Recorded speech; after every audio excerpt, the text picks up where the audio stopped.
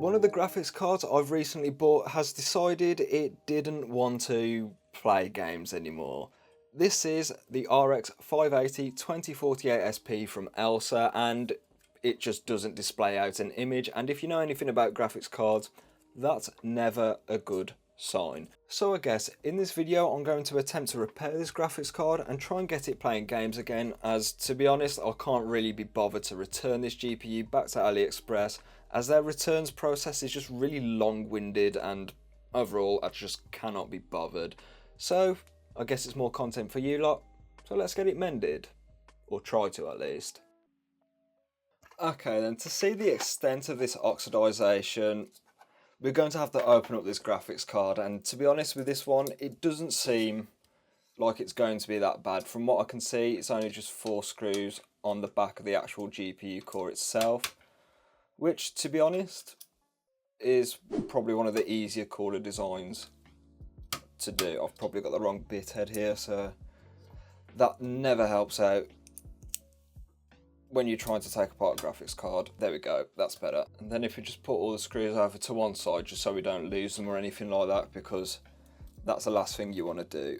Okay, so it looks like with this cooler design there are a couple more screws which are holding the actual heatsink in place. So if we take these out, these do look like different screws to the ones on the back of the sort of around the GPU core side, so we'll put these to the left of those screws over there, and now the GPU should come apart. And if we just remove the fan cable like that, and we can put this over there. So with the cooler off, we can take a look at the PCB, and to be honest, the thermal paste application isn't really good at all. That's pretty terrible, but this wouldn't constitute to a graphics card not even posting, so that's a minor issue, let's put it at that. The bigger problem though is this resistor here. It's very oxidized, and I'll show some B-roll of closer up images of it, but this resistor here is basically shot, and to be honest I'm not even sure if it's a resistor. It's some sort of surface mounted component. Either way though, that's not good. You don't want to see oxidization there. Also, looking towards the back of the PCB, there is quite a bit of oxidization around this HDMI port here, and a few of these capacitors and resistors and stuff.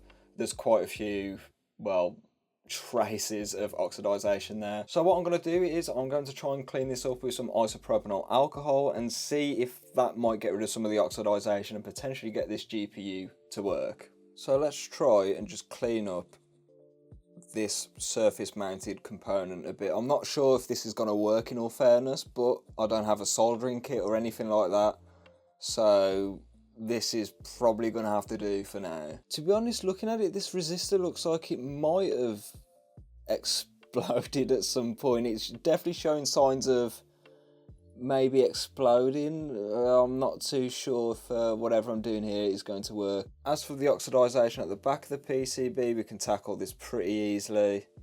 I don't think this oxidization will actually stop this graphics card from working, because that was there from day one, and the GPU was working fine through the HDMI port as well. So that's not really a problem down there, and to be honest it looks like it's cleaning up quite well. The biggest problem is obviously this right here, and I could probably find out what it is and resolder it, but with all the stuff around it I'm not sure if I've actually got the skill set for that, and I don't even have the tools.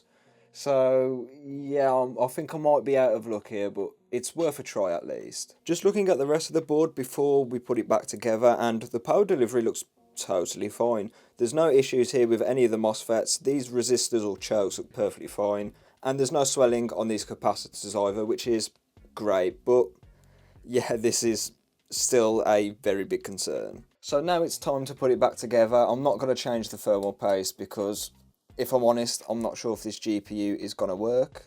So there's no point in wasting it. It will still be totally fine even if it was working. So yeah, there is that. Now it's time to put these on here, sort of in the same fashion as we put them on, so in a crisscross pattern, to apply even pressure across the GPU core itself.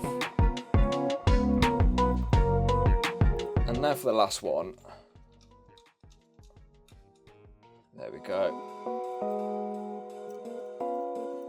Well, we've got a development. That is because this GPU is now displaying out. So let's see if it will run some games. to be honest, I've kind of got a feeling it just might, despite the significant damage that the PCB's got. So this is a weird behaviour of this graphics card. It's now in Windows, but it's not through this GPU. In fact, it's through the built-in Radeon graphics, because this graphics card will display out to Windows, and then on a restart it will just not work anymore for some reason. So yeah, this thing is basically toast. So I've just rebooted the PC and the exact same problem is happening, because we are still running off the integrated GPU, as from what we can see in Device Manager. The 2048 SP isn't even being recognised here, which always means there's probably something quite wrong with your graphics card. So this tells me this GPU is pretty much cooked and toasted, because yeah, it's not really going to display out properly, let alone play games. So there's no two ways about it, this graphics card is totally busted. It won't display out properly to Windows, even though it did that first time. Even then, it had quite a few issues. Yes, Windows would actually start, but it wouldn't actually open any programs, even settings or just Device Manager, none of that would load, only MSI Afterburner for some reason. So even then, that was a bit weird. And from there, I restarted, and that's where the problems, well, went even worse, I suppose. Because from there on, it just wouldn't display a signal, and the only way to actually get an output from this PC was to use the built-in graphics with the Ryzen processor. Which, I mean, I got further than what I did last time, because it wasn't even displaying out before I even tried to repair it. So that is I wouldn't say a win, it was a one step forward and then just another step back sort of thing. But to repair this, I don't have the skill set or the tool set to do so, because I think this graphics card requires some new surface mounted components, maybe a new resistor, especially that one that looked like it exploded. That would definitely need to be changed.